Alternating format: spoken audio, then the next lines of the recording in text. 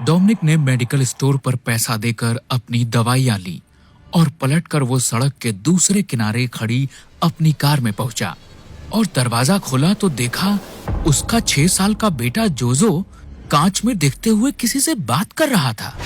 Dominic ने बैठते हुए प्यार से पूछा, किससे बात कर रहे हो जोजो? दादी से। अच्छा, क्या बोल रही है तुम्हारी दादी? डोमिनिक ने कार को स्टार्ट करते हुए पूछा। बोल रही है जल्दी तुम्हें अपने साथ ले जाऊंगी जोजो। झटके से डोमिनिक ने उस ओर देखा तो उसके रोंगटे खड़े हो गए। वहाँ एक गोवन सिमेट्री थी जहाँ दूर दूर तक कोई इंसान नहीं था। तो फिर जोजो किससे बात कर रहा है? डोमिनिक ने खुद से सवाल किया।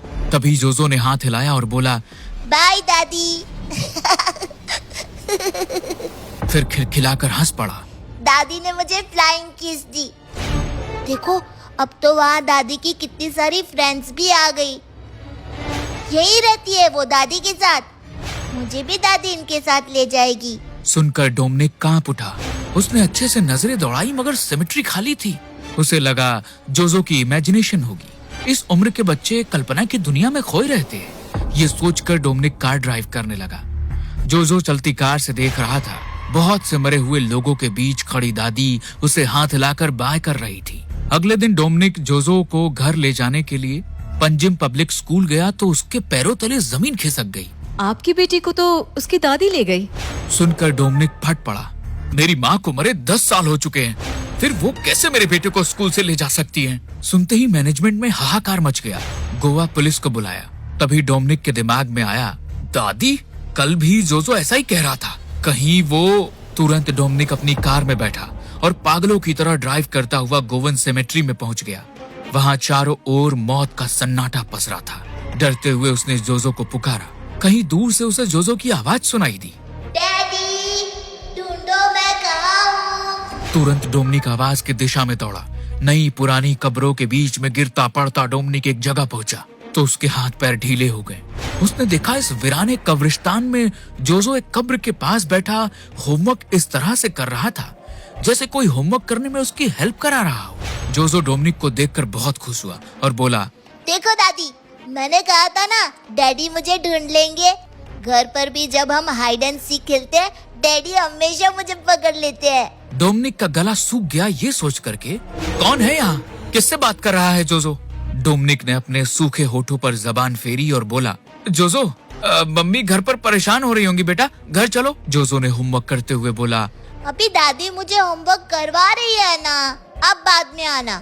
डोमिनिक आगे बढ़ने वाला था कि जोजो पास में बैठी दादी से बोला, लो होमवर्क तो हो गया दादी, अब मैं जाऊँ? कल फिर आप मुझे होमवर्क करवाना। हाँ। भूतहा दादी बड़े प्यार से जोजो के सिर पर हाथ फेरते हुए सहमति में सिर हिला दिया था। जोजो दादी को गले लगाते हुए कहता है, आई लव यू दादी। वो इमोशनल होकर कस के जोजो को गले लगा लिया था। डोमिनिक के पसीने छूटने लगते हैं कि ये देख करके कि जोजो कब्र को गले लगाकर आई लव यू दादी कह रहा था। वो दौड़ा, जोजो का हाथ मजबूती से पकड़ा और उसे ले जाने लगा। तो जोजो ने अपना हाथ खींचा और बोला, दादी को बाय तो करने दो। कब्र के पास बैठी दादी बड़े प्यार से जोजो को बाय करती। जोजो को दिखाई दे रही थी। डोमिनिक को दिख रहा था जोजो कब्र को बाय कर रहा था। घबराया डोमिनिक जोजो को गोद उठा लिया और पागलों की तरह जोजो को गोद में लिए भाग उठा। जब घर पर जोजो की माँ मारिया को पता चला तो वो चीख उठी, वो तुम्हारी माँ की आत्मा कैसे हो सकती है डोमिनिक? तुम्हारी माँ की डेथ तो मुंबई में हुई थी, उसके बाद तुम गोवा में आए थे, हमारा प्यार हुआ और शादी की। हम तो कभी उनकी कब्र पर भी नहीं गए। फिर कैसे जोजो से पहचान कर दादी कह सकता है? ये जरूर कोई डेविल है जो हमारे बेटे के पीछे लग गई है। हमें ये घर और स्कूल दोनों बदल लेने चाहिए। वही किया। वो लोग पंजिम शहर के दूसरे कोने में रहने चले गए और जोजो नए स्कूल में जाने लगा। जोजो ने भी दादी के बारे में बात करना बंद कर दी। डोमिनिक और मारिया ने चैन की सांस ली। फिर एक दिन मारिया जोजो को होमवर्क करवाने बैठी। होमवर्क तो मैंने कर लिया। मारिया ने चेक किया और वो हैरान रह गई कि इतना होमवर्क अकेले जोजो ने कैसे कर लिया। तब मासूमियत से जोजो बोला, दादी ने होमवर्क करवाया है, अब दादी हमारे साथ ही रहेंगी, है ना दादी? मारिया घबराकर पीछे हट गई। उसने चारों ओर देखा। कमरे में सिर्फ वो दोनों अकेले थे। मगर जोजो ने देखा पास में बैठी दादी प्यार से उसके सिर पर हाथ फेर रही थी। घबराई मारिया ने जोजो का हाथ पकड़ा और जबरदस्ती खींचकर उसे ले जाने लगी। जोजो चीख उठा, दादी बचाओ ना मुझे। अचानक वहाँ गुस्सा भरी एक तीखी अजीब सी आवाज गूंजी और मारिया हवा में उछलकर खिड़की से टकराई, कांच को तोड़ते हुए नीचे जा गिरी। घायल मारिया की तो जान बच गई, पर उसे हॉस्पिटल में एडमिट होना पड़ा। वहाँ वो रोते हुए डोमिनिक से बोली, प्लीज डोमिनिक, हमारे बेटे को उस डेविल से बचा लो। डोमिनिक को भी अब जोजो की जान खतरे में नजर आ रही थी, इसलिए वो बोला, पहले पता लगाना होगा वो डेविल है कौन, तभी सॉल्यूशन मिल पाएगा। लेकिन डोमिनिक, वो सिर्फ जोजो को दिखाई देती है, तो हमें उसका कैसे पता चलेगा? जोजो से पता चलेगा, डोमिनिक ने जवाब दिया। डोमिनिक जो पेशे से एक पेंटर था, उसने बातों ही बातों में जोजो से उगलवा लिया कि दादी दिखती कैसी थी। जोजो ने बताया डिस्क्रिप्शन। डोमिनिक के दिमाग में कैद हो गया। फिर हॉस्पिटल में मारिया के सामने तस्वीर बनाकर दिखाई। दिमाग पर जोर देकर मारिया बोली, ना मेरी फैमिली में ऐसे चेहरे की कोई है और ना ही मैं उसे पहचानती हूँ। डोमिनिक के दिमाग में आइडिया आया और गोवन सेमेट्री के केयर टेकर को उसने पेंटिंग दिखाई।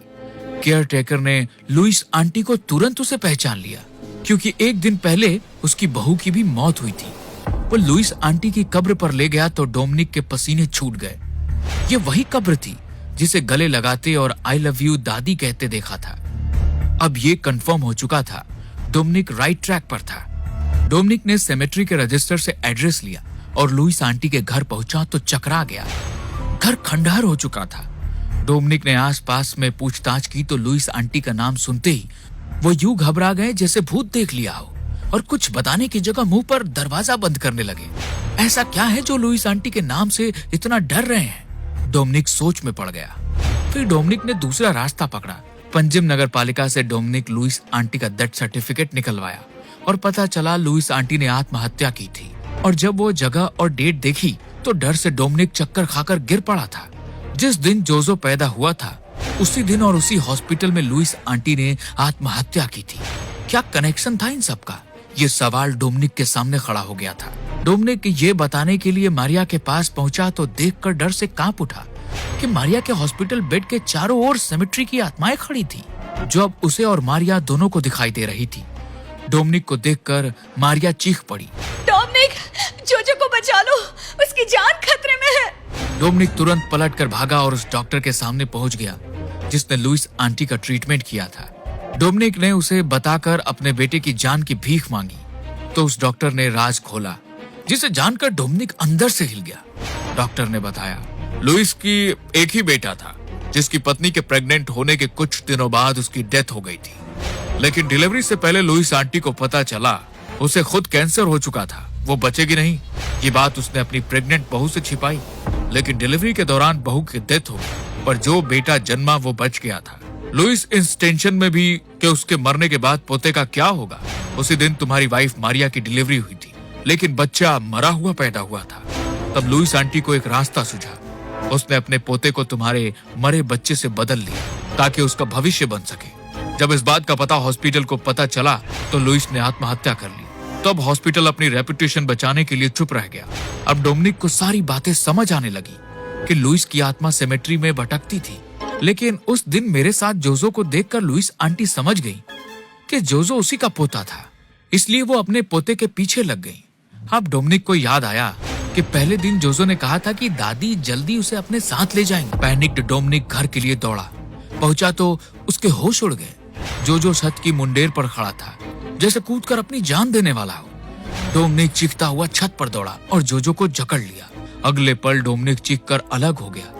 उसने छत पर बने पिलर को जकड़ा था। तभी डोमिनिक की नजर सड़क पर पड़ी तो वह डर कर चीख पड़ा और जोजो को पुकारने लगा, क्योंकि जोजो लुइस आंटी की उंगली पकड़े हुए जा रहा था। डोमिनिक पागलों की तरह दौड़ता सड़क पर आया तो दूर दूर तक किसी का नामो निशान नहीं था। कहाँ लेकर गई होगी वो शैतान मेरे बेटे को? खून नहीं है वो मेरा तो क्या, अपना खून समझकर तो पाला है। अब डोमिनिक को एक ही जगह समझ आई जहाँ लुइस आंटी जोजो को ले जा सकती थी। डोमिनिक सेमेट्री में पहुंच गया। चारों ओर डरावना सन्नाटा था, लेकिन जोजो की चीख गूंज उठी, डैडी मुझे बचा लो। डोमिनिक पागलों की तरह गिरता पड़ता वहां पहुंचा तो उसके पैरों तले जमीन खिसक गई और विश्वास नहीं हो रहा था। सामने लुइस आंटी की कब्र थी और उस कब्र के अंदर धीरे धीरे जोजो धंस रहा था, जैसे दलदल के अंदर धंस रहा हो। वो डोमिनिक को देखकर रो पड़ा। डैडी मुझे बचा लो, मुझे नहीं जाना दादी के साथ, प्लीज डैडी मुझे बचा लो। डोमिनिक दौड़ा और कब्र में धंस रहे जोजो को हाथ पकड़कर बाहर खींचने लगा, लेकिन जोजो कब्र में धंसता जा रहा था। डोमिनिक ने पूरा जोर लगाया, लेकिन वो जोजो को धंसने से नहीं रोक सका। जोजो पूरा कब्र में समा गया। तब डोमिनिक ने वहीं पड़ा फावड़ा उठाया और पागलों की तरह लुइस की कब्र खोदने लगा। डोमिनिक भी पागलों की तरह कब्र खोदता ताबूत तक पहुंच गया और ताबूत खोला तो चीखकर रो पड़ा। ताबूत में जोजो के कपड़े पड़े हुए थे, लेकिन जोजो का नामो निशान नहीं था। कहाँ गया जोजो? क्या हुआ जोजो का? ये एक अनसुलझा रहस्य बनकर रह गया। डोमिनिक और मारिया अब हमेशा लुइस की कब्र पर जोजो के लिए फूल चढ़ाने आने लगे थे। वो जब भी आते उन्हें अलग अलग कब्रों में दौड़ते खेलते जोजो की आवाज सुनाई देती थी, जैसे कब्रों की दुनिया में जोजो खेल रहा हो।